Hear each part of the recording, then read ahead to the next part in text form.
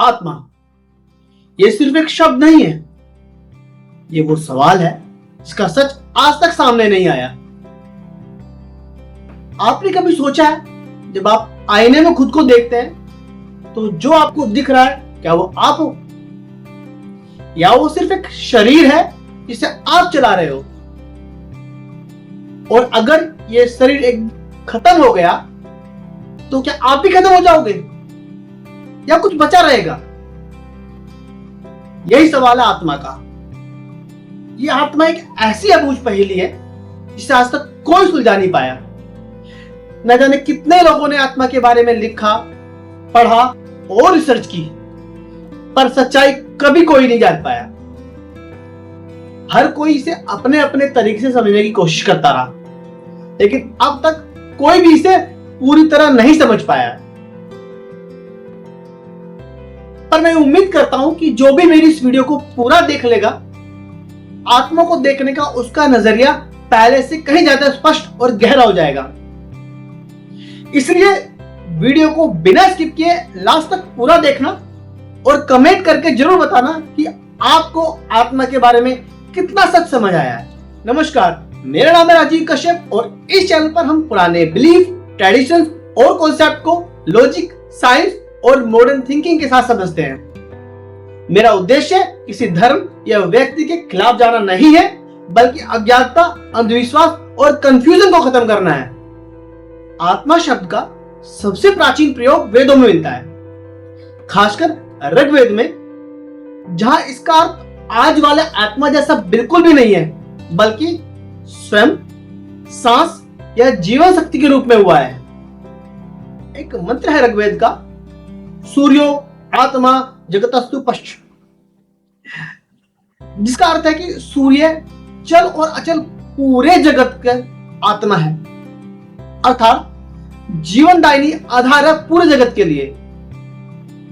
ऐसे कुछ और मंत्र भी हैं ऋग्वेद के जो ये कहते हैं कि आत्मा जो है ना, सृष्टि का मूल सार है, जीवन देने वाली शक्ति है, व्यक्ति का मूल स्वरूप है। अर्थात ऋग्वेद में आत्मा को किसी भी तत्व या अस्तित्व के मूलभूत आधार के रूप में समझाया गया है। पर विज्ञान आत्मा के बारे में क्या बोलता है? विज्ञान आत्मा के अस्तित्व का कोई ठोस प्रमाण नहीं दे पाया और ना ही आत्मा का शरीर से अलग कोई अस्तित्व सिद्ध कर सका। इसलिए विज्ञान ना तो इसे मानता है और ना स्पष्ट रूप से मना करता है। विज्ञान मानव चेतना, सोच, याददाश्त और मैं की अनुभूति को मस्तिष्क की जैविक और न्यूरोलॉजिकल प्रक्रियाओं का परिणाम मानता है। अब विज्ञान के अनुसार जीवधारियों के सभी शारीरिक कार्य रासायनिक ऊर्जा और मस्तिष्क की न्यूरोलॉजिकल प्रक्रियाओं से संचालित होते हैं और चेतना इन्हीं प्रक्रियाओं का एक परिणाम है। कोई अलग से सेपरेट ऊर्जा या कोई स्वतंत्र ऊर्जा नहीं है। इसलिए विज्ञान आत्मा के अस्तित्व को स्वीकार ही नहीं करता है। मतलब विज्ञान के पास आत्मा के अस्तित्व का कोई पुख्ता प्रूफ है ही नहीं। अब बात करते हैं कि हमारा दर्शन शास्त्र आत्मा के बारे में क्या सोचता है। दर्शन कहता है कि जब हम किसी प्राणी को खाते, पीते, चलते फिरते और बोलते हुए देखते हैं तो हम उसके भीतर सक्रिय चेतना के होने का अनुभव करते हैं। जब शरीर नष्ट होता है तो सभी जैविक क्रियाएं बंद हो जाती हैं, लेकिन दार्शनिक दृष्टिकोण में ऊर्जा संरक्षण के नियम के अनुसार ऊर्जा का चेतन रूप नष्ट नहीं होता, बल्कि वो अव्यक्त रूप में हमेशा ब्रह्मांड में रहता है। इस हिसाब से शरीर की मृत्यु चेतना का अंत नहीं है, बल्कि उसका व्यक्त रूप का समापन और अव्यक्त रूप का आरंभ है। शरीर जन्म लेता है और नष्ट हो जाता है, लेकिन चेतना का अनुभव बना रहता है और इसी निरंतरता को दर्शन आत्मा कहता है।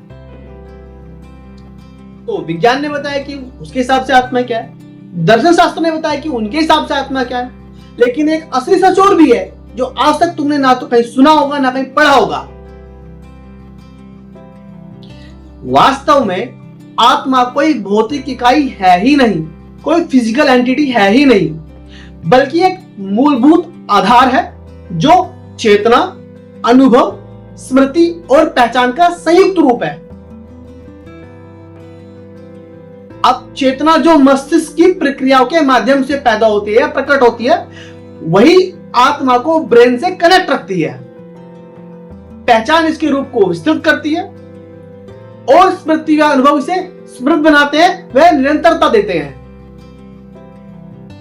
ऐसा नहीं है कि सोते समय या किसी और रीजन से जब ब्रेन एक्टिव नहीं होता तो ये आत्मा चेतना के द्वारा उससे कनेक्ट नहीं होती, बल्कि यह चेतना तब अवचेतन रूप में ब्रेन से कनेक्ट रहती है। मतलब कि जब हम सोते हैं या अवचेतन अवस्था में होते हैं तब भी मस्तिष्क सक्रिय रहता है, लेकिन हमारी जागरूकता का स्तर बदल जाता है उस टाइम पे। ब्रेन का आत्मा की चेतन या अवचेतन इकाई से कनेक्शन तभी खत्म होता है, कनेक्शन तभी टूटता है जब किसी भी रीजन से ब्रेन डेड हो जाए। ब्रेन डेड की स्थिति में शरीर कार्यरहित हो जाता है, मतलब उस वक्त आपकी बॉडी काम नहीं करेगी, बेकार हो गई है वो। और यही वो टाइम होता है, यही वो समय होता है जब आत्मा शरीर से अलग हो जाती है। पर इंसान के शरीर से अलग होने के बाद आत्मा को समझना संभव नहीं है, पॉसिबल नहीं है, क्योंकि इसे या तो किसी इंसान के शरीर के साथ अनुभव किया जा सकता है, समझा जा सकता है, या फिर इंसान के शरीर के जैसा कुछ और जो इसे कार्यान्वित कर सके, इंप्लीमेंट कर सके। लेकिन आज तक इंसान के शरीर के अलावा ऐसा कुछ बना ही नहीं है जो आत्मा के अनुभव को सामने ला सके। ये ठीक वैसे ही है जैसे वायुमंडल में बहुत तरह की फ्रीक्वेंसियां हैं, लेकिन किसी भी तरह की फ्रीक्वेंसी को सिर्फ वही यंत्र कैच कर सकता है, वही गैजेट पकड़ सकता है जो उसे कैच करके रीड करने के लिए बना हो। एग्जाम्पल के तौर पे या उदाहरण के तौर पे जब किसी मोबाइल पर कोई मैसेज भेजा जाता है तो उस मैसेज को पढ़ने के लिए या तो आपके पास एक मोबाइल हो या मोबाइल जैसा कोई डिवाइस जो उस मैसेज को कैच करके पढ़ सके। मतलब आत्मा एक संयुक्त रूप है चेतना, अनुभव, स्मृति और पहचान का, जो किसी भी जीवधारी के जीवन का मूलभूत आधार है। और जीवधारी की मृत्यु के बाद भी उसकी यह पहचान के रूप में अस्तित्व में रहती है। इन सब का मतलब यही है कि आत्मा एक संयुक्त रूप है चेतना, अनुभव, स्मृति और पहचान का, जो किसी भी जीवधारी के जीवन का मूलभूत आधार है। और जीवधारी की मृत्यु के बाद भी ये उसकी पहचान के रूप में अस्तित्व में रहती है। तो हमने ये समझा, हमने ये जाना कि विज्ञान के पास आत्मा के अस्तित्व का कोई ठोस प्रमाण नहीं है, इसलिए वो इसे ना तो स्पष्ट रूप से स्वीकारता है और ना ही मना करता है, बल्कि चेतना को मस्तिष्क की एक प्रक्रिया मानता है। वही दर्शन चेतना को अनुभव का मूल मानता है और उसी निरंतर चेतना सिद्धांत को आत्मा कहता है। पर वास्तव में विज्ञान के प्रयोगों से परे दर्शन शास्त्र की दृष्टि के विस्तृत रूप में आत्मा एक मूलभूत आधार है, जो चेतना, अनुभव, स्मृति और पहचान का एक संयुक्त रूप है। तो दोस्तों, ये था हमारा आज की इस वीडियो में, जहां हमने ये जाना, हमने ये समझा कि विज्ञान आत्मा को किस नजरिए से देखता है और दर्शन शास्त्र आत्मा के अस्तित्व को कैसे एक्सेप्ट करता है। और हमने ये भी जाना कि एग्जैक्टली वास्तव में आत्मा है क्या और किस रूप में है। तो ये था हमारा इस वीडियो में। जल्दी मिलेंगे अपने किसी दूसरी वीडियो में किसी और नई दिशा में बात करने के लिए। लेकिन आप सबसे मेरी रिक्वेस्ट है कि अपने जिस उद्देश्य से मैंने ये वीडियो बनाई है, अगर मैं उसमें सफल हुआ हूं तो प्लीज कमेंट करके जरूर बताना और चैनल को सब्सक्राइब करना बिल्कुल मत भूलना। धन्यवाद।